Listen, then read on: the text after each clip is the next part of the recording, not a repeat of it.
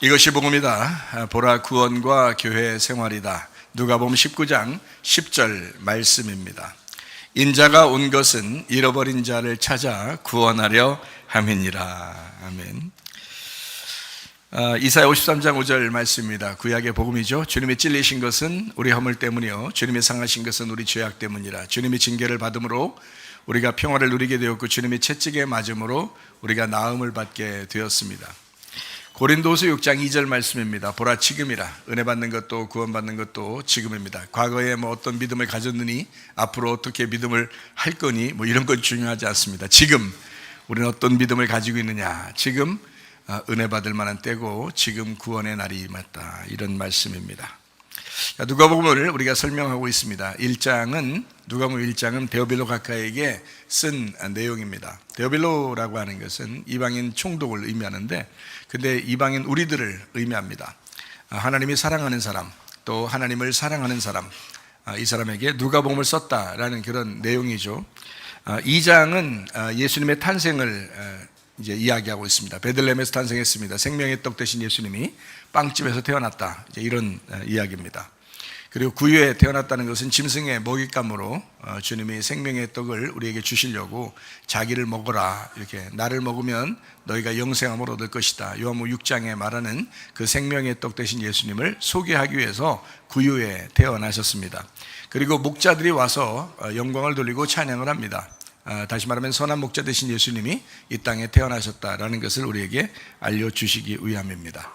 자, 누가복음 3장에는 요한의 침례가 나오고 예수님의 침례가 있습니다. 요한의 침례는 물침례, 다시 말하면 우리를 회개하게 하려고 우리를 침례받게 하는 그런 물침례. 예수님이 침례하시는 것은 성령의 침례, 불침례입니다. 성령의 침례는 우리를 알곡된 것을 우리를 모으려고 하는 것이고, 불침례는 쭉정이를 갖다가 태우는 것을 의미하는 것입니다. 그래서 성령 침례, 물침례를 예수님이 직접 하시는 분이다 라는 그런 이야기죠. 그리고 이제 예수님의 족보가 나옵니다. 마태복음 1장에는 요셉의 족보가 나온다면 누가복음 3장에는 마리아의 족보가 나옵니다. 그러니까 예수님이 누구에게서 직접적으로 태어났느냐라고 하는 것을 그 족보를 쓴 것이 누가복음 3장입니다. 누가복음 4장에는 시험을 받으신 주님이십니다. 세 가지 시험이죠. 먹음직 보암직 탐스럽게 하는 거, 또 육신의 정욕, 안목의 정욕, 이생의 자랑이라고 하는 우리가 처음 선악과 죄를 지은 그것의 그 죄를 해결하시기 위해서 광야에서 시험을 당하는데 하나님께서 계획하신 거죠. 그래서 예수님이 그것을 이기셨습니다. 첫 번째 아담은 실패했지만 두 번째 아담으로 오신 예수님이 시험을 이김으로써 이제 승리하셨습니다. 그래서 마귀의 일을 다 멸할 수가 있는 그런 권세를 가지셨는데, 인간으로 오셨지만 그러나 마귀의 일을 다 멸하실 수 있는 능력을 가지셨다. 그래서 귀신을 쫓아내고 병을 고쳤다라는 것이 이제 나와 있습니다. 5장에는 그물을 내려라. 이제 어부들을 제자로 이제 삼으시고 사람을 낚는 어부가 되게 하리라라고 말씀을 합니다. 그물을 깊은 데로 내려라. 너희의 영 안에서, 너희의 마음 안에서 주님이 우리를 이제 건지신다라는 그런 말이죠. 그래서 우리의 영 안에서, 마음 안에서 주님을 받아들이는 그런 사람을 주님께서 제자로 만드신다라는 그런 이야기입니다. 5장이에요. 그래서 나병 환자를 고치십니다. 원죄와 자범죄를 이제 전형적인 죄의 모습이죠. 우리의 모습인데 그것을 해결하신 주님이십니다. 나병 환자를 고치시고 이제 제사장에게 가서 보여라라고 하는 것은 우리의 환경에 가서, 너희의 율법에 가서, 너희의 남편에게, 아내에게, 부모에게, 자녀에게 가서 네가 예수 믿었음을, 네가 구원받았음을, 네가 회복됐음을, 네가 깨끗해졌음을 증명하라. 증명하면서 살아라. 그래서 우리가 살아가는 것은요, 사실 삶의 예배의 삶입니다. 그래서 예배 삶을 통해서, 삶의 예배를 통해서 우리 자신을 그리스도인임을 입증하면서 살아가는 겁니다. 간증하면서 살아가는 거죠. 우리 삶이 간증입니다. 제가 예수님을 다시 만나기 전과 예수님을 다시 만난 후의 삶이 완전히 다르죠. 제 삶이 다르고 저도 그걸 느끼고 또 우리 집사람도 그걸 분명히 느끼고요. 5년 동안 저를 지켜봤다 그랬죠. 5년 동안 지켜보면서 야, 이게 진짜냐 가짜냐, 근데 진짜다, 이거를 알았다 그랬죠. 그리고 사람들도, 저를 만나는 사람들이 이제 그거를 알았다, 이렇게 증명하며 살아가는 겁니다. 이렇게 변화됐음을, 진짜 그리스도인이 됐음을 증명하면서 살아가는 것입니다. 이것을 회개라 이렇게 말하죠. 진정한 회개했다 이렇게 말씀하는 겁니다. 그 다음에 이제 누가복음 5장에는 중풍병자를 고치시는 주님, 지붕을 뜯어내고 예수님을 만났더니 예수님이 고쳐주셨다라는 그런 말씀입니다. 침상이 중풍병자를 데리고 왔지만 이제 중풍병자 고침받고 회복되니까 침상을 들고 나가게 되었다라는 그런 말씀이죠. 그러니까 우리의 환경이 나를 이끌어갔다면 예수를 만나고 난 다음에는 우리가 주도적인 사람이 돼서 환경을 이끌어 나간다라는 그런 말씀입니다. 그리고 새 포도주는 새 부대에 넣어야 된다라는 거죠. 우리에게 새 언약이 왔습니다. 복음이 왔습니다. 주의 말씀이 우리에게 진리의 말씀이 찾아왔습니다. 그러면 어떤 사람에게 담겨야 되느냐? 새 사람, 새로운 교회, 새로운 예루살렘, 새로운 마음, 그 안에 말씀이 담겨야 합니다. 그래야 그 말씀이 같이 보존되는 것입니다. 자기는 여전히 육체적으로 살면서 하나님 말씀을 받는다고 교회 다니고 예배 드린다고 해도 사실 다 말씀이 흩어져 버립니다. 여러분 속에서 간직되질 않고 다 없어져 버립니다. 회개하지 않는 삶을 가지고 말씀을 계속 듣고 예배드리면 거의 의미 없는 예배를, 형식적인 의식적인 종교 생활을 하는 것뿐이죠. 그러나 진짜 회개한 사람은요, 그 진리의 말씀이 들어왔을 때 그 말씀을 잘 듣고 순종하고 그 말씀대로 살아가려고 하는 사람이 됩니다. 그러니까 새 부대에 새 포도주가 담기게 돼 있다. 새 포도주는 새 부대에 담겨야 된다라는 그런 말씀입니다. 이제 누가복음 6장을 우리가 같이 공부를 하고 있습니다. 그리고 말씀을 나누고 있는데요.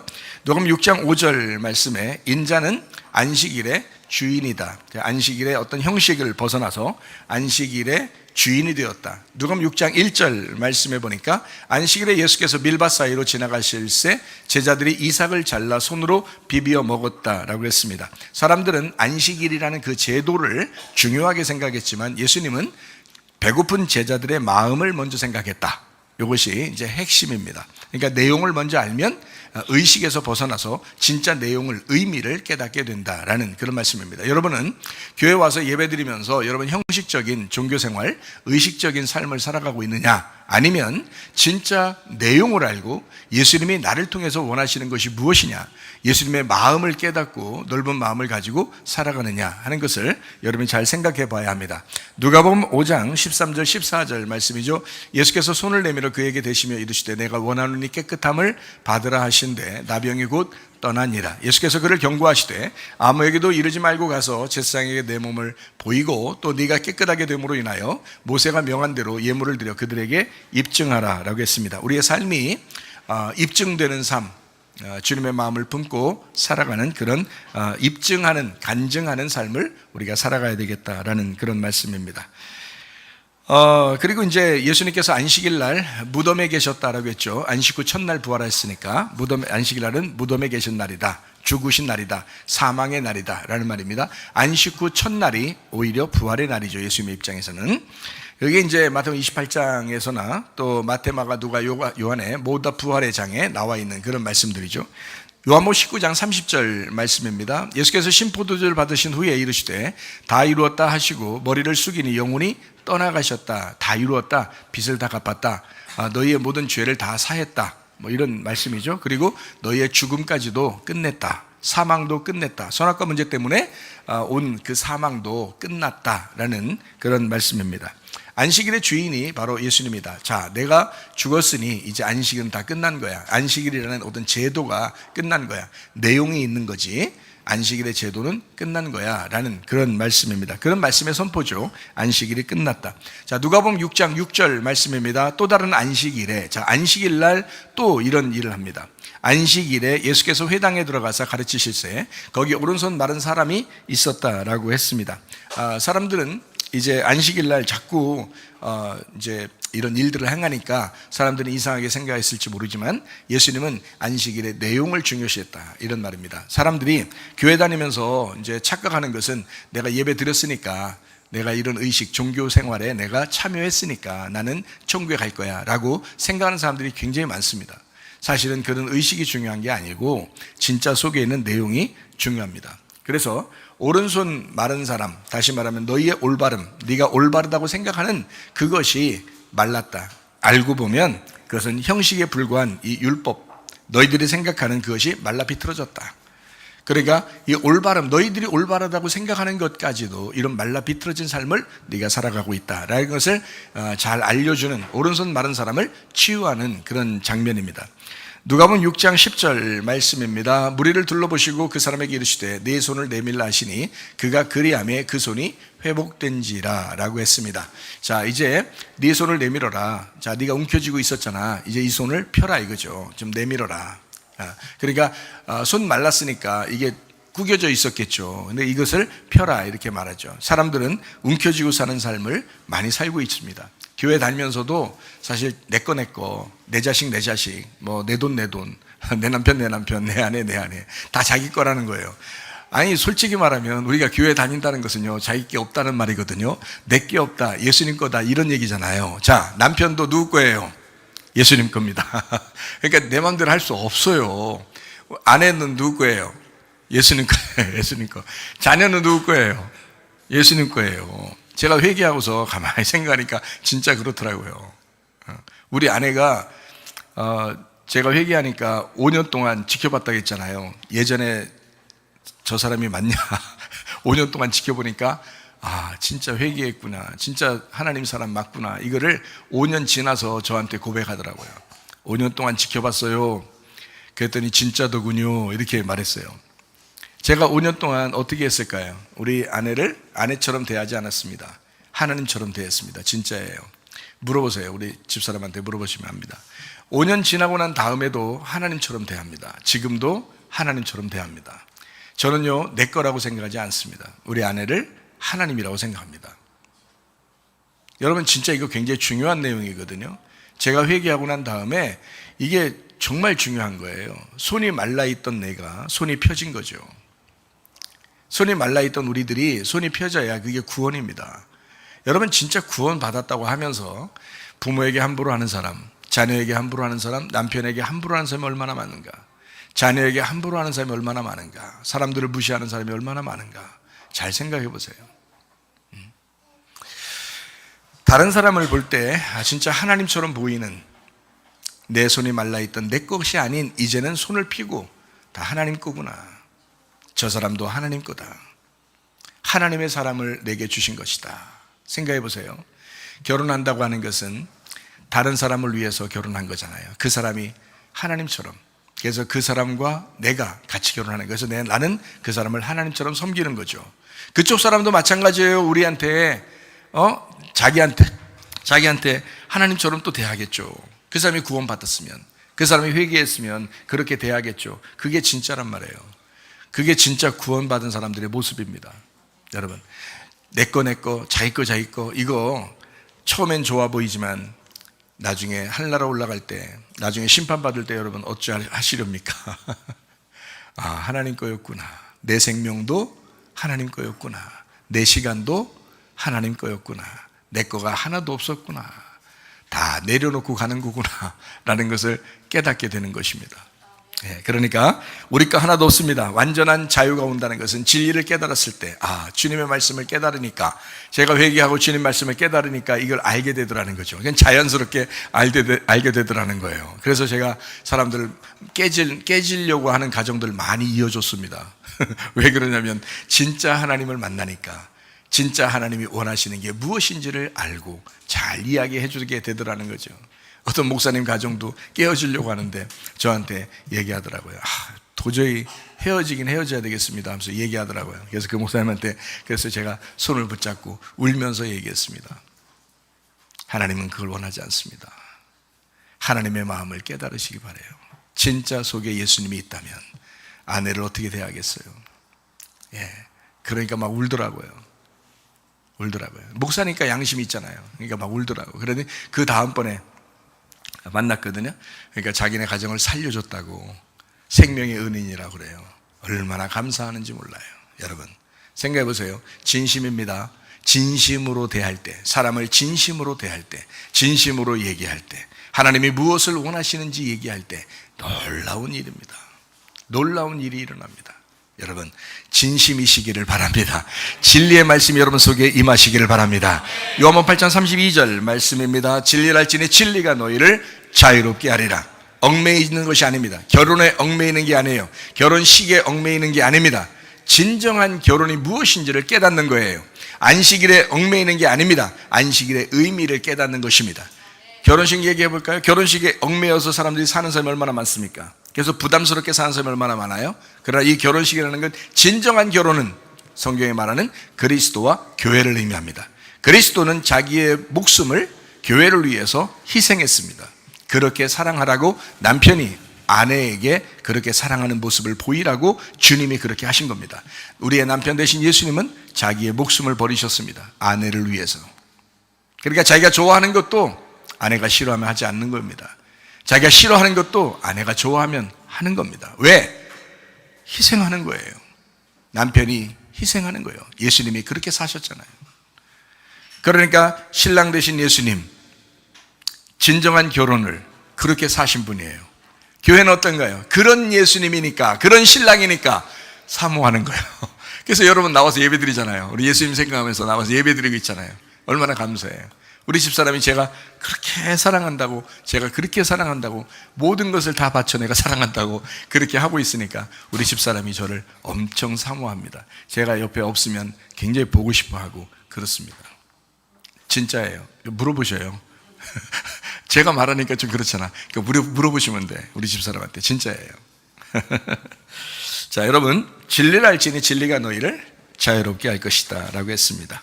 하나님 말씀을 깨닫게 되면 자유하게 됩니다. 누가복음 6장 6절 말씀 보니까 안식일에 예수께서 회당에 들어가서 가르치실세 거기 오른손 마른 사람이 있었다. 너희의 오름, 이것을 주님께서 이제 고치시는 그런 장면이 6장에 나와 있습니다. 자, 안식일에 대한 자세한 내용, 이것이 어디에 나오냐면 이사야 58장에 나와 있다고 그랬죠. 그래서 제가 성경을 이제 발견해 보니까 금식, 안식일, 침례, 이것은 같은 내용을 담고 있습니다. 그렇지만 단어는 좀 달라. 그래서 좀 단어가 다르지만 같은 내용을 담고 있다라는 것을 우리가 성경을 통해서 이제 좀 알 수가 있거든요. 금식이라고 하는 것은 나의 정신세계를 중지하는 겁니다. 내 정신세계를 중지하는 것. 쉽게 얘기해서 그런 얘기예요.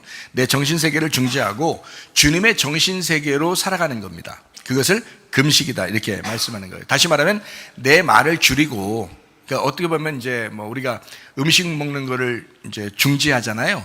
그거를 이제 우리는 금식이라고 생각하잖아요. 근데 사실은 그 음식이라는 게 말이에요, 말. 여러분 뭐 먹고 살아요? 말 먹고 살아요. 소, 말, 양 이런 거 아닙니다. 그런 말이 아니라 말 먹고 살아요. 여러분이 지금 뭐 먹고 있는 중이에요? 말씀을 먹고 있는 중이에요. 말 먹고 있는 중이라고. 그러니까 말을 먹고 말로 살아가는 겁니다. 그러니까 남편이 아내에게 말하잖아요. 계속 말하면 그 말을 듣고 살아가는 거고요. 아내가 남편에게 계속 얘기하잖아요. 그러면 그 말을 듣고 살아가게 돼 있어요. 목사님이 설교하잖아요. 그럼 그 말씀을 듣고 여러분은 살아가게 돼 있는 거예요. 그러니까 뭘 먹느냐는 것은 말을 먹는 겁니다. 말. 그러니까 봐요. 먹는 걸 내가 중지했다. 그 말은 내 말을 중지했다. 그 말이에요. 내 말을 중지했다. 그리고 누구 말로 살아가겠다는 거예요? 예, 하나님 말씀으로 살아가겠다는 겁니다. 그러니까 내 말을 중지하고 하나님 말씀으로 살아가는 거. 이걸 진짜 금식이라고 말하는 거라고요. 이게 진짜 금식이라고 말한다고. 이해가 되시겠죠? 무슨 말인가? 예. 그러니까 안식일이라고 하는 건 뭘까? 안식일. 안식일은 일 안 하는 날이잖아요. 그게 안식일이잖아. 그러니까 무슨 일을 하지 말라는 거예요? 내 일을 하지 말라는 거예요. 내 일 하지 말고 예수님의 일을 하라는 거예요. 그러니까 안식일 날은 쉬는 날이다라는 말이잖아요. 그죠? 안식일 날은 쉬는 날이자 이런 말이잖아요. 그러면 안식일 날 쉰다 이 말은 내 일을 쉬라는 거지 하나님의 일을 쉬라는 게 아니란 말이에요. 그러니까 내 일을 쉬고 하나님의 일을 하는 날, 이걸 안식일이라고 그렇게 말한다고요. 안식일. 이해가 되겠죠? 이것도. 그죠? 그러니까 똑같은 말이잖아요. 내 말을 중지하고 하나님의 말을 하는 날, 그걸 이제 금식하는 날이고요. 안식일은 내 일을 중지하고 하나님의 일을 하는 날. 그러니까 우리는 내 삶을 사는 게 아니라 하나님의 일을 위해서 예배하는 그런 삶을 산다는 게 이게 안식일이라는 거죠. 그러니까 안식일 날 예수님은 나를 위해 죽으셨잖아. 그러니까 내가 살아나는 날이죠. 그죠? 근데 예수님은 나를 위해 죽으셨고 나는 그날 살아나는 날이야. 근데 예수님 안에서 우리가 예수님의 일을 하는 것은 내가 살아있기 때문에 일을 하는 건데, 내가 예수님의 일을 하면 할수록 나는 어떻게 되는 거예요? 나는 죽는 거죠. 나는 죽는 거고 예수님은 계속 살아나는 거잖아요. 내 속에서. 그거를 안식일이라고 한다고. 그러니까 예수님이 이 땅에 오셔서 안식일날 왜 일하셨는지 알겠죠? 예수님은 일하는 거예요. 자기는 아버지의 일을 하는 거예요. 그게 안식일이야. 그게 진정한 안식일의 내용이었다고. 근데 사람들은 몰랐어. 그래서 형식과 의식과 그 종교 생활, 거기에 이제 매여 있는 사람들은 예수님이 일하는 것 때문에 이게 좀 마음에 안 들었던 거예요. 근데 예수님은 원래 그날 일해야 돼. 무슨 일? 아버지의 일을 해야 된다 이 말이에요. 이해가 되겠죠? 그래서 안식일 날 아버지의 일을 하는 날, 우리는 하나님의 일을 하는 날, 우리는 주님의 일을 하는 날, 이게 주일날, 안식일 날이라고요. 이게. 자, 이제 그리고 침례입니다. 이 침례라고 하는 것은 죽음을 의미하는 거잖아요. 그래서 죽음. 근데 침례 때 어떻게 물속에 들어갔다가 물에서 나오는 거잖아요. 그러니까 나는 죽고 예수님이 살아난다 이거죠. 그래서 나는 죽고 예수님이 부활한다. 그래서 나는 죽고 예수가 부활하는 날 이거죠. 그게 침례의 날이에요. 그러니까 금식의 날도 안식일의 날도 침례의 날도 같은 거라는 거죠. 그렇죠? 내 말이 없어지고 하나님의 말을 하게 되고, 자, 내가 나의 일을 하지 않고 하나님의 일을 하게 되고, 나는 죽고 하나님이 살아가는 날. 그러면 금식, 안식일, 침례 같은 내용으로 우리가 살아가고 있다. 그러니까 의미가 어떤지를 우리가 알면 참 중요하죠. 근데 잘 모르면 의식만 계속 행한단 말이에요. 의식만 행하고 자기 삶은 엉망진창이야. 계속 똑같아. 진짜 회개하질 않아. 그냥 뭐 교회 한번 갔다 오면 끝난 건 줄 알아. 금식하면 다 된 줄 알아. 안식일 지키면 다 된 줄 알아. 침례 받았으면 다 된 줄 알아. 그거 아니라고요. 날마다 우리의 삶이 예배 삶이 되셔야 합니다. 날마다 우리의 삶의 예배가 돼야 합니다. 그래서 예배의 삶, 삶의 예배가 굉장히 우리에게 중요하다라는 것입니다. 마태복음 11장 28절부터 30절까지 말씀이죠. 수고하고 무거운 짐진 자들아 다 내게로 와라. 내가 너희를 쉬게 하리라. 나는 마음이 온유하고 겸손하니 나의 멍에를 메고 내게 배워라. 그리하면 너희 마음이 쉼을 얻으리니 이는 내 멍에는 쉽고 내 짐은 가벼움이라 하시니라 라고 했습니다. 자, 금식, 안식일, 침례 같은 내용이라겠죠. 자, 내 말을 줄이고 하나님 말을 하고 내 일을 줄이고 하나님의 일을 한다. 이 하나님의 일을 하는데 어렵지 않다. 주님 안에서 하기 때문에 어렵지 않다. 네가 죽었고 예수님이 부활했다. 그렇게 삶을 사는 것이라 어렵지 않다. 이제 이런 이야기를 하는 것입니다. 누가복음 19장 10절 말씀입니다. 인자가 온 것은 잃어버린 자를 찾아 구원하려 함이라. 자, 잃어버린이라는 말은 아플리미라는 단어입니다. 이 말은 파괴되었다, 멸망한, 그리고 우리 자신이 진멸된, 그리고 잃어버린, 이런 겁니다. 하나님은 우리를 구원하시되 파괴된 사람, 진멸된 사람, 아주 갈기갈기 찢어진 사람, 이런 사람들을 찾아와서 구원하시는 주님이시다. 그러니까 잃어버린 사람이죠. 주님의 마음입니다.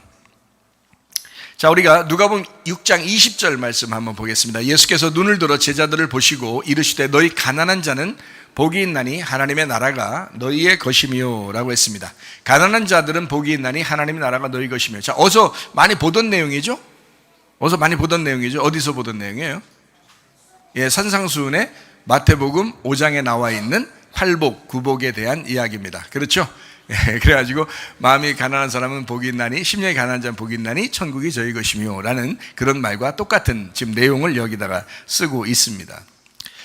누가복음 6장 16절 말씀입니다. 야곱의 아들 유다와 예수를 파는 자 될 가룟 유다라. 예수님이 제자를 부르시는데 말이에요. 다 훌륭한 사람만 부르면 참 좋잖아요. 그런데 가룟 유다도 불렀다는 거죠. 참 이상하죠? 가룟 유다도 불렀다. 어떤 거예요? 자격이 없는데 근데 부르신 거예요. 여러분은 엄청 자격이 있어서 여기 나와서 예배드리고 지금 하나님 부르신 것 같아요? 아니에요. 자격이 없지만 우린 부름 받았어요. 가룟 유다도 부르시는 거 보세요. 가룟 유다도 부를 정도면 여러분 부르지 않겠어요? 주님이 부르시지 않았겠냐고요. 여러분, 우리 모두는 주님이 부르셨습니다. 예. 자격이 없는 사람 같이 보이는 사람도 주님은 제자로 부르신다. 참 놀라우신 은혜의 주님이시다라는 그런 말씀입니다. 그리고 이제 악한 영을 쫓아내게 하고, 제자들을 부르시면 악한 영을 쫓아내게 하고 막 이럽니다. 누가복음 6장 18절 말씀입니다. 더러운 귀신에게 고난받는 자들도 고침을 받게 하더라 라고 했습니다. 자, 사도행전 10장 38절 말씀 보겠습니다. 하나님이 나사렛 예수에게 성령과 능력을 기름 붓듯 하셨음에 그가 두루다니시며 선한 일을 행하시고 마귀에게 눌린 모든 사람을 고치셨으니 이는 하나님이 함께 하셨음이라 라고 했습니다. 예수님은 자기에게 능력이 임했어요.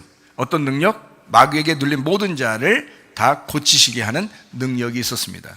그런 능력을 가지시고 더러운 영들을 쫓아내고 귀신을 쫓아내야 된다라고 하는 것을 이제 제자들을 부르시고 또 그렇게 말씀하시는 거예요. 누가복음 6장 18절 말씀입니다.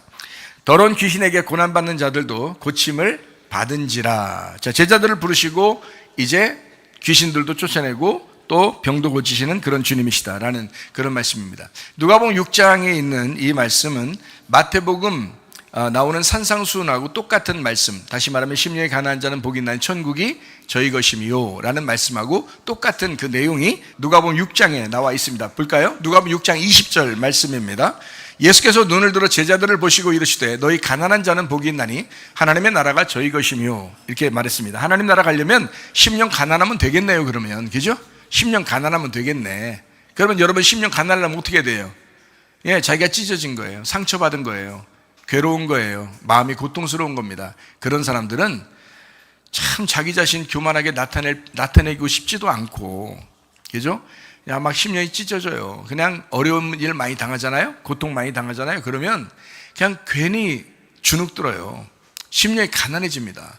자기 자신이 한마디로 말하면 거지된 거야. 심령이 거지된 거야. 그래서 너덜너덜해진 거야. 심령이 거지된 자는 천국이 저희 것이며 이렇게 한 거예요. 심령이 거지된 자는. 너덜너덜해진 거야. 그러니까 고통 많이 받았다고 그 사람이 굉장히 이 땅에서 야, 너 고통 많이 받은 거 보니까 너 안 좋겠구나 이런 게 아니라 어떻게 보면 그 사람이 천국에 가장 가까운 사람이 되는 거죠. 고통받으면 받을수록 자기가 힘들게 살았으면 살았을수록 심령이 가난해지는 거니까. 그러면 천국이 저희 것이니까요. 심령이 비어진 만큼 천국이 오는 거거든요. 근데 심령이 자기 거로 꽉 차 있어. 내 거로 꽉 차 있어. 그러면 어떻게 돼? 천국이 올 수가 없어요. 자기 거로 꽉 차 있으니까. 이게 비어져야지. 그래서 심령이 가난한 것이 복의 첫 번째입니다. 복의 첫 번째. 그 말입니다. 누가복음 6장 21절 지금 줄인 자는 복이 있나니 너희가 배부름을 얻을 것이며 지금 우는 자는 복이 있나니 너희가 웃을 것입니다 라고 했습니다. 자, 보세요. 굶주린 사람은 복이 있나니 배부를 것이다. 당연한 얘기죠. 복이 있으니까 당연한 거고. 그 다음에 지금 우는 사람은 복이 있나니 웃을 것이다. 이렇게 돼 있어요. 당연한 얘기입니다. 그러니까 요 반대로 이제 해주겠다는 얘기입니다. 그래야 이제 복이니까 복 받으면 이렇게 된다라는 그런 말씀이거든요. 자, 그러면 요걸 이어서 한번 볼까요? 자, 봐요. 첫 번째, 심령 가난해지죠. 그럼 복이 천국이 저희 것입니다. 그죠? 복이 있고. 그 다음에 굶주린 사람이 있어요. 그럼 배부르게 될 것이다. 이랬죠. 그 다음에 애통하는 사람이 있어요. 그럼 이 사람은 웃게 될 것이다. 이렇게 된 거거든요. 그러면 봐요. 이걸 한번 해볼까요? 이어서 볼까요? 요 말을 세 개를 한번 이어서 볼까요? 이어서 봐도 되겠죠? 야, 똑같이 다 복이 있는 거니까 다 천국에 대한 이야기니까 한번 세 개를 이어볼까요? 자, 심령이 가난하니까 생명의 본성들이 간절해지죠. 그러니까 배고파지는 거예요. 심령이 가난하니까 배고픈 거야. 무슨 말인지 알겠어요? 지금 이어서 지금 보는 겁니다. 심령이 가난하니까 생명의 본성, 그 배고픔이 막 간절해지는 거예요. 그러면 생명의 본성이라는 그 배고픔이 막 간절해지니까 어떻게 돼? 그러니까 자기가 비참하고 회개하고 통회하는 거지. 그렇죠? 배고프니까. 그죠? 자, 심령이 가난하니까 막 생명의 본성들이 살아나. 생명의 본성들이 막 살아나니까 막 괴롭고 애통하고 회개하고 싶어지고 그런단 말이에요. 그럼 회개하고 통탄하는 마음을 막 갖게 되잖아요. 자, 봐요. 그런 사람들은 예수 믿으니까 세상에서는 어찌 보면 따돌림 당하기 쉽고 동료들에게 미움 당하기 쉽고 그리고 욕먹고 버림당하게 될 것이다 라고 이어서 나옵니다. 보세요. 누가복음 6장의 22절입니다. 인자로 말미암아 사람들이 너희를 미워하고 멀리하고 욕하고 너희 이름을 악하다 하여 버릴 때에는 너희에게 복이 있다. 자, 이어서 지금 나오는 얘기입니다. 그죠? 너희들 봐. 심령이 가난하잖아. 그리고 배고프잖아. 그리고 애통하게 되거든. 근데 그런 사람들이 이 사람들을 또 다른 사람들이 미워한대요. 욕하고 막 미워하고 따돌림 당하고 막 이런다는 이렇게 따돌림하고 이런다는 거예요. 그러니까 그렇게 되는 사람들이 복이 있다는 거예요. 이렇게, 그러니까 이런 사람들이, 복 있는 사람은 이렇게 되는데 이런 사람들은 진짜 복이 있다. 그게 여기에 나와 있는 22절에 나와 있는 말씀입니다. 이 사람들은 어떤 사람이냐면 사탄의 반대 방향으로 가는 사람들입니다. 사탄의 반대 방향으로. 그래서 복이 있다라고 이렇게 얘기하는 거거든요. 그래서 하나님의 나라가 가까이 와 있다라고 하는 거예요. 이 사람들은 하나님의 나라가 가까이 와 있다. 자, 사탄의 반대로 가고 있기 때문에 그렇다, 이런 말이거든요. 자, 한번 봅시다. 이게요, 원래 심령이 가난한 자는 복이 있나니 천국이 저희 것이며 라는 것이 아니고, 원래는 순서가 이렇게 돼 있어요. 복 있는 사람은 심령이 가난해지나니 천국이 저희 것이며, 이렇게 돼 있어요. 그럼 이게 이제 다 어떻게 되냐면, 복 있는 사람은 어떻게 되나니 어떻게 될 것이다, 이렇게 돼 있거든요. 그러면 봐요. 복 있는 사람은 심령이 가난해지고 천국이 저희 것이고요, 복 있는 사람은 배고파질 것이고 배부르게 될 것이다. 복 있는 사람은 애통하게 될 것이고 그리고 웃게 될 것이다, 이렇게 될 거예요. 복 있는 사람은 막 핍박당하고 욕 얻어먹고 미움당하게 될 것이다. 그러면 하나님 나라가 너희의 것이 될 것이다, 이렇게 이어진 내용이거든요. 그래서 복 있는 사람은 이렇게 된다라는 말이에요. 자, 봐요. 복 있는 사람은 심령이 가난한 자가 될 것이다, 이런 말입니다. 복 있는 사람은 심령이 가난하게 될 것이다. 자, 복 받은 사람은 영적으로 굶주리게 될 것이다.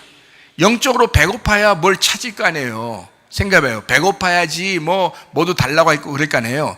여러분, 말씀을 그렇게 사모하는 사람들이 어떤 사람이 사모하겠어요? 배부른 사람이요? 아니에요. 배고픈 사람. 말씀에 대해서 막 갈급하고 배고픈 사람이 말씀을 사모하게 돼 있죠, 여러분. 평상시에 여러분, 교회 나오는 거 말고 평상시에 하나님 말씀을 사모하십니까? 그렇지 않은 사람 참 많죠. 왜요? 배고프질 않는 거예요. 왜 배고프질 않을까? 복이 없기 때문에 그런 거예요. 복 있는 사람은 배고프게 되어 있다, 이 말이에요. 복 있는 사람은 심령이 가난하게 되어 있다, 이 말이에요. 복 있는 사람은 애통하게 되어 있다, 이 말입니다. 복 있는 사람은 진짜 복을 못 받았기 때문에 애통하지 않는 것이고, 진짜 복을 못 받았기 때문에 말씀을 사모하지 않는 것이고, 진짜 복 받지 않았기 때문에 심령이 가난하지 않은 것이다, 이 말이에요. 이해가 되겠어요? 그게 좋은 말 아닙니다, 여러분. 말씀 사모하지 않고 일주일 동안 그냥 편안하게 사는 게, 그냥 뭐 이렇게 살다 보니까 교회 한번 나오고 그냥 한번 예배 드렸으니까 난 됐고, 그런 거 아닙니다. 잘 생각해 보세요. 목사도 평상시에 말씀 많이 사모합니다. 목사가 말씀 많이 듣고 많이 사모하고 그럽니다. 왜요? 심령이 가난해요. 계속 배고파요. 갈급합니다. 생명의 그 원천, 그 생명의 그 원천, 아주 내 속에 있는 생명의 원천을 아주 간절하게 찾는 거예요. 배고파요. 복 받은 사람은 배고프게 돼 있어요. 복 받은 사람은 심령이 가난하게 돼 있어요. 복 받은 사람은 애통하게 돼 있어요. 늘 애통합니다. 늘 애통합니다. 늘 괴롭습니다가 아니에요. 늘 애통합니다. 주님 안에서 늘 진지합니다. 막 웃고 떠들고 돌아다니고 방탕하고 이렇게 하는 게 아니에요. 늘 진지합니다. 늘 애통합니다. 복받은 사람은 심령이 가난하게 되고, 복받은 사람은 영적으로 굶주리게 되고, 복받은 사람은 울고 회개하게 될 것입니다. 이게 진짜입니다. 이게 진짜 복받은 사람이에요. 누가복음 6장 23절 말씀입니다. 그날에 기뻐하고 뛰놀라 하늘에서 너희 상이 큼이라 그들의 조상들이 선지자들에게 이와 같이 하였느니라. 우리는 하늘의 상을 바라보면서 살아가는 사람들입니다. 이 땅에서 미움받을 수 있어요. 따돌림 당할 수 있어요. 다른 사람들이 우리를 좋아하지 않을 수 있어요. 왜? 말씀을 사모하니까 시간이 없는 거예요. 다른 사람들하고 놀아날 그런 시간이 별로 없는 거예요. 방탕할 시간이 없는 거예요. 다른 시간을 보낼 여유가 없는 거예요. 하나님 말씀을 사모하니까, 심령이 가난하니까, 배고프니까, 애통하고 회개하기도 급급하니까, 날마다 그런 삶을 살아갈 수밖에 없으니까 다른 사람들에 의해서 미움당하고 욕 얻어먹고 세상하고 별로 어울리지도 못하는 그런 사람이 될 수도 있단 말입니다. 그게 그리스도인이에요. 그럴 때 너희가 기뻐하라. 그리고 하늘에서 너희 상이 클 것이다. 너희 조상 선지자들도 다 그렇게 살았다. 우리가 하나님 말씀을 배우고 하나님 말씀대로 살려고 하는 것, 바로 이거 아닙니까? 진짜 이렇게 살다가 주님 나라 갔을 때 상 받으려고 하는 거 아닙니까? 그런데 우리는 왜 세상을 다 그리워하느냐 이 말이에요. 교회 다니는 사람들이 왜 세상을 그리워하느냐 이게. 우리가 그리워하지 않아도 이미 많은 사람이 세상을 그리워하며 살고 있습니다. 그래 막 따라다녀요? 아니에요. 우리는 그리스도를 사모해야 합니다. 그리스도를 따라가야 합니다. 주님을 따라가야 합니다. 하늘에 우리의 상이 크다. 누가복음 6장 26절 말씀입니다. 모든 사람이 너희를 칭찬하면 화가 있도다. 그들의 조상들이 거짓 선지자들에게 이와 같이 하였느니라. 세상 사람들이 여러분을 볼 때, 야, 너는 세상 사람들하고 비슷해. 교회 다니지만 우리하고 비슷한 것 같아. 그거 저주입니다, 그거. 그 저주받은 거요. 너 어떻게 세상 우리들하고 비슷하냐? 그게 저주받은 거지. 그게 무슨 복받은 거요? 복받은 사람은 심령이 가난한 거요. 복받은 사람은 영적으로 배고픈 거요. 복받은 사람은 애통하고 회개하는 거요. 복받은 사람은 하늘나라의 상을 바라보면서 다른 사람에게 욕을 얻어먹을지언정 주님 앞에서 진지한 거요. 그게 복받은 사람입니다. 이해가 되시겠죠? 진짜 교회 다니는 목적을 상실하지 말길 바랍니다. 이거 진짜 중요한 겁니다. 마지막 시대에 너무너무 중요한 거예요. 이게 인내하고 그 믿음을 보여라. 누가복음 6장 27절 말씀입니다. 그러나 너희 듣는 자에게 내가 이르노니 너희 원수를 사랑하며 너희를 미워하는 자를 선대하라. 이렇게 되어 있습니다. 원수를 사랑하라. 선한 마음을 가져라. 원수를 사랑하고 너희를 미워하는 자를 선대해줘라. 너희를 미워하면, 야, 너랑 나랑 인간이 서로 달러. 네 가는 길 다르고 내 가는 길 달러. 이러면서 같이 미워하라는 게 아니고, 그게 아니라 선대해줘라. 그 사람들을 이해해줘라. 그 사람들을 사랑해줘라. 원수까지도 사랑해줘라. 하물며 남편과 아내가 더 사랑해야 되겠죠? 원수도 사랑하는데 남편과 아내는 당연히 더 사랑해야지. 그렇잖아요? 네. 얼마나 감사해요. 에베소서 5장 8절부터 10절까지 말씀입니다. 너희가 전에는 어둠이더니 이제는 주 안에서 빛이라. 빛의 자녀들처럼 행하라 라고 했습니다. 빛의 열매는 뭐라고요? 모든 착함과 의로움과 진실함에 있느니라. 주를 기쁘시게 할 것이 무엇인가 시험하여봐라. 이렇게 하나님의 선한 마음을 가지고 살아가는 것, 주님의 마음입니다. 미워하는 사람들도 잘해주고 원수도 사랑해주고 선한 마음을 가지고 살아가는 것은 굉장히 중요하다. 우리는 어떤가? 나를 괴롭게 하는 사람이 망했으면 좋겠고 뺨을 때리면 더 세게 후려쳐야 속이 시원하고 원수를 사랑할 수 없는 것이 우리의 솔직한 생각들입니다. 그러므로 우리의 힘으로는 할 수 없다. 성령의 도우심이 필요하다. 성령의 도우심이 없으면 불가능한 것이 원수사랑입니다. 원수사랑, 이거는 성령의 도우심이 없이는 가능하지가 않다, 이 말입니다. 주님 우리에게 물어보실 것입니다. 너 세상에서 하는 사람들처럼 그렇게 살아갈래? 아니면 내가 사는 것처럼 살아갈래? 너 세상 닮아갈래? 아니면 나 닮을래? 주님이 그렇게 우리에게 물어보실 것입니다. 당연히 우리가 대답해야 되겠죠. 네, 저는 주님 닮아서 살겠습니다. 주님 닮아서 살기를 소원합니다. 주님 닮아가겠습니다. 비록 힘든 일이 우리에게 있을지 모르지만 그래도 주님 닮아가겠습니다. 그게 진짜 그리스도인 아니겠습니까? 그게 진짜 그리스도인 아니에요? 여러분, 진짜 그리스도인처럼 살아갔으면 좋겠습니다. 비판이나 판단하는 것보다 용서와 용납을 더 자주 말하는 사람이었으면 좋겠습니다. 그게 그리스도인입니다. 팔복, 구복을 얘기한 다음에요, 그 다음에 주님 우리에게 말씀하는 겁니다. 너 원수 사랑해라. 너 미워하는 사람도 사랑해라. 하물며 남편이나 아내, 야, 속에서 뭔 미워하는 마음이 생기냐. 예수님 믿는데, 우리가 예수 믿는데 그냥 다 용납하고 사랑하고 보듬어줘라. 네 거 아니다. 주님 거다. 주님 거다. 네 거 아니야. 주님 거다. 이해할 수 있겠죠? 가능하죠? 예, 충분히 여러분 사랑만 하다 주님 만나시기를 바랍니다. 예, 성경에 보면 로마서 13장 10절 말씀에 이렇게 되어 있습니다. 사랑은 이웃에게 악을 행하지 아니하나니 그러므로 사랑은 율법의 완성이니라. 여러분, 남편도 이웃입니다. 아내도 이웃입니다. 목사도 이웃입니다. 교인들도 이웃입니다. 그죠? 부모도 이웃이고 자녀들도 이웃입니다. 그 이웃 사랑하는 것, 진실로 그 사랑이 네가 하나님 사랑하고 하나님이 너 사랑하는 하나님 사랑이 이웃 사랑으로 이렇게 이루어지면 그게 완성이다. 율법의 완성이다. 하나님 사랑하는 게 이웃 사랑하는 것으로 이어지면 그게 완성이야. 하늘에서 이루어진 것이 땅에서도 이루어지면 완성된 거야. 그러니까 이웃을 사랑하는 것이 율법의 완성이 되는 거다라고 말씀하는 겁니다. 하나님의 뜻이 하늘에서 이룬 것처럼 땅에서도 이루어지기를 원하노라, 이 말이죠. 그러므로 여러분 것 아니고 주님 것이라고 생각하고 살아가시기를 바랍니다. 대접받고자 하는 대로 남을 대접하면 주님이 기억하실 것이다, 이런 말입니다. 남을 대접하는 사람, 자, 내가 대접받고자 하는 대로 남을 대접하면 주님이 기억하실 것이다. 주님의 향기로 살다가 주님 만나기를 축원합니다. 사랑한다는 것은 다른 사람의 생명을 존중하는 태도입니다. 하나님이 창조하신 인간을 사랑하는 그 존중, 창조의 질서를 회복하는 길이다, 이 말입니다. 자, 말씀을 이제 누가복음 6장 이제 마무리 단계에 있습니다. 이제 정리하면서 마치도록 하겠습니다.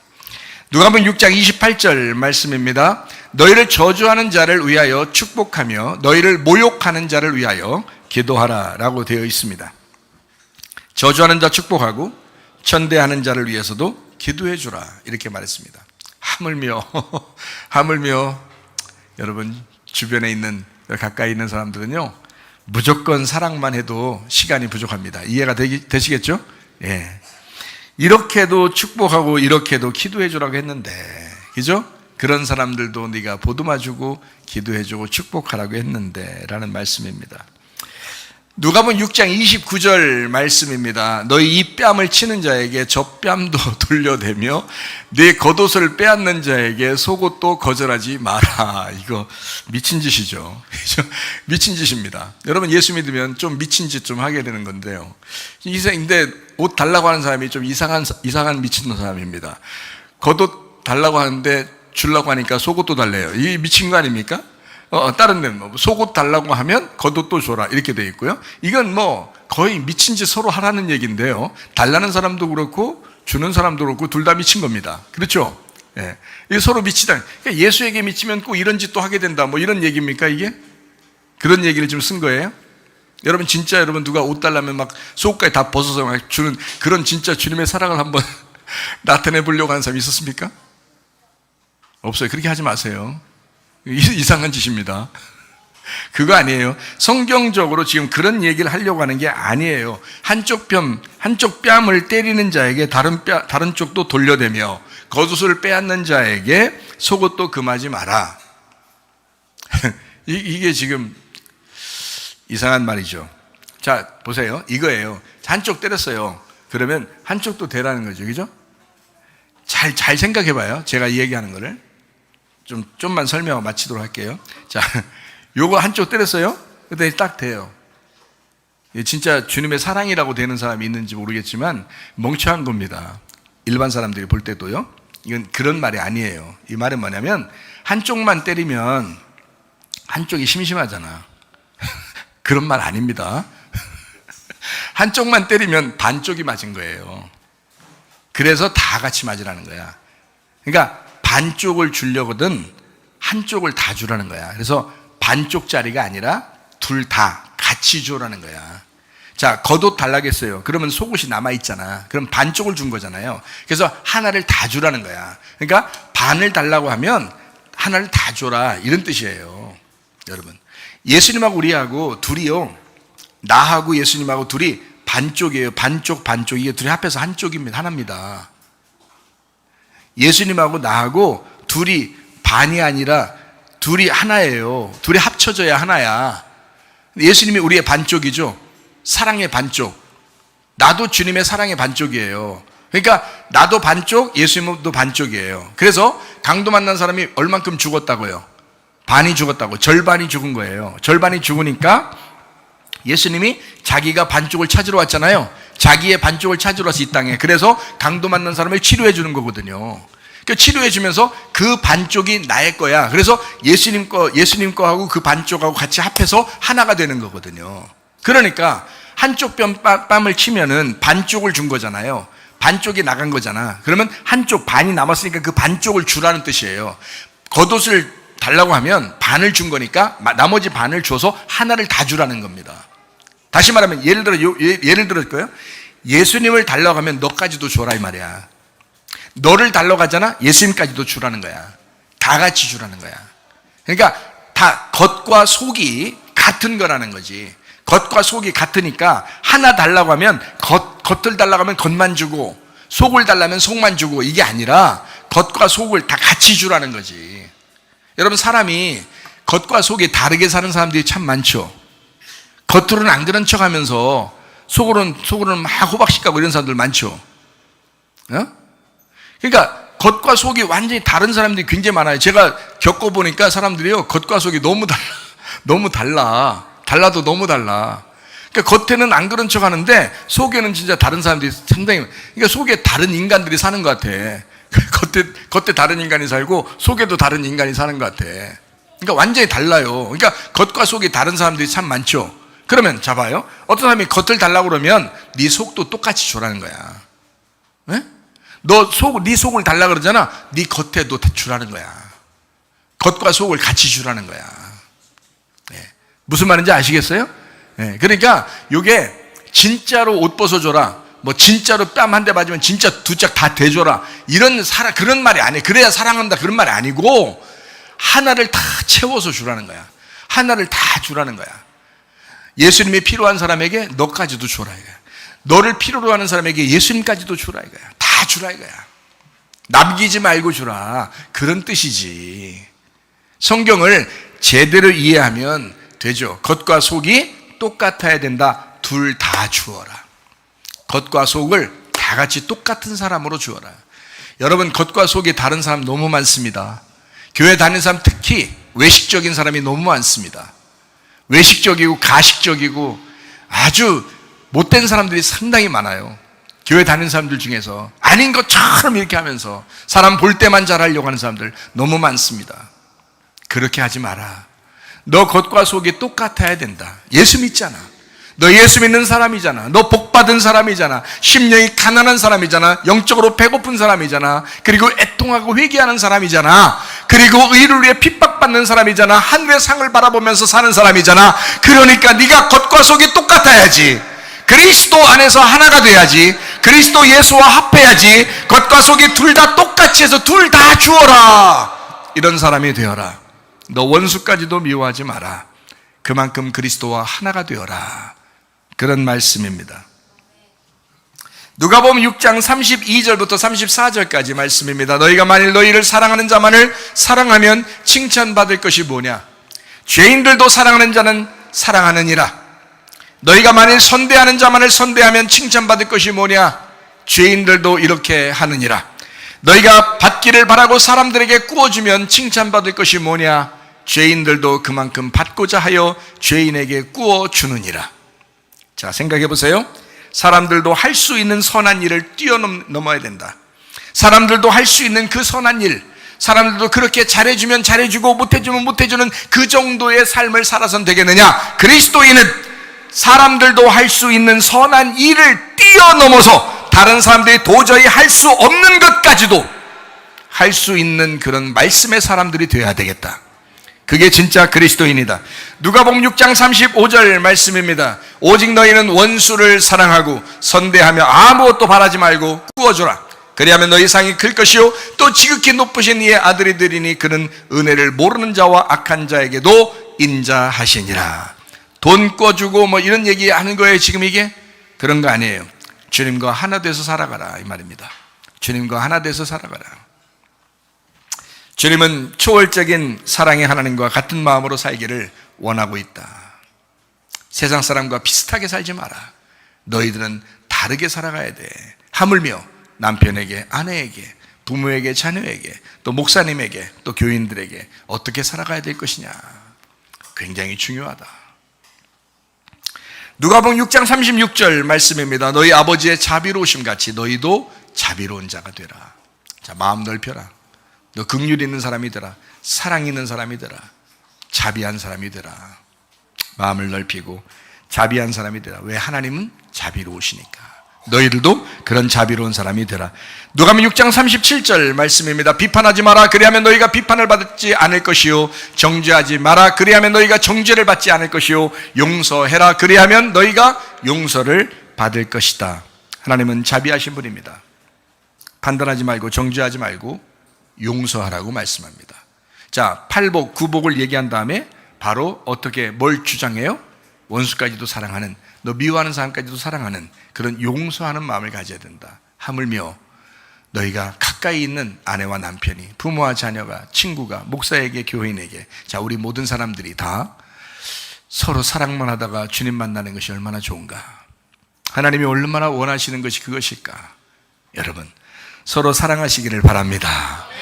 누가복음 19장 10절 말씀 읽고 마치도록 하겠습니다. 인자가 온 것은 잃어버린 자를 찾아 구원하려 함이니라. 하나님 아버지 사랑과 은혜를 감사드립니다. 주 뜻대로 살다가 주님 만나게 도와주시옵소서. 진정으로 주의 복받은 사람이 되게 하옵소서. 예수님 귀하신 이름 받들어 기도 올리옵나이다. 아멘. 주님 감사합니다. 우리 하나님 아버지 함께 하시고 사랑하심을 믿습니다. 우리 하나님 도와주옵소서. 감사합니다. 우리 한 목소리를 기도하고 가죠. 하나님 앞에 기도합니다. 하나님 앞에 기도할 때, 하나님, 내가 심령이 가난한 자가 되게 하옵소서. 하나님, 내가 영적으로 배고픈 자가 되게 하옵소서. 하나님, 내가 정말 하나님 앞에서 내가 자비한 사람이 되게 하옵소서. 하나님 아버지, 내가 애통하고 회개하는 자가 되게 하옵소서. 진실로 그리스도 예수가 내 속에 들어와 충만하게 하셔서 그리스도 예수와 삶을 살다가 주님 만나게 하옵소서. 우리 가정이 그런 행복한 가정 되게 하옵소서. 두 손 높이 들고 기도합니다. 우리 하나님 아버지 인도하시고 사랑하심을 감사합니다. 하나님 주 뜻대로 살다가 주님 만나게 도와주시옵소서. 하나님 아버지요, 심령의 가난한 복받은 자가 되게 하옵소서. 하나님 아버지요, 영적으로 배고픈 주여 복받은 자가 되게 하옵소서. 애통하고 회개하는 주여 복받은 자가 되게 하옵소서. 원수를 사랑하게 하시고 미워하는 자를 위하여 기도하게 하시며 하나님 축복하는 주의 사람들이 되게 하옵소서. 우리 하나님 아버지요, 하나님 아버지가 자비한 것처럼 우리도 자비하게 하시고 서로 사랑만 하다가 주님 만나는 귀한 은혜가 있게 하옵소서. 주여 용서하게 하옵소서. 주여 하나가 되게 하옵소서. 주 예수 그리스도를 나누어주게 도와주옵소서.